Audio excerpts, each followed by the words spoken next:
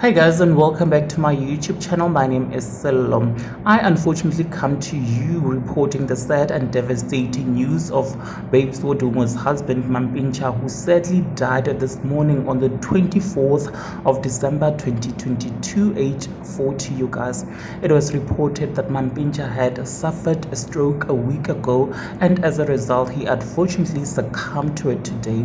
His management team has released a statement confirming the passing of the artist, and the statement reads as follows.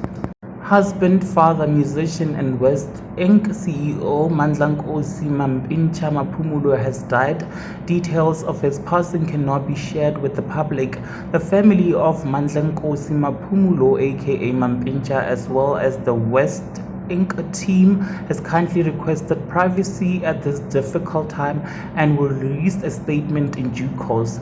Details of the funeral and memorial service will be confirmed in due course.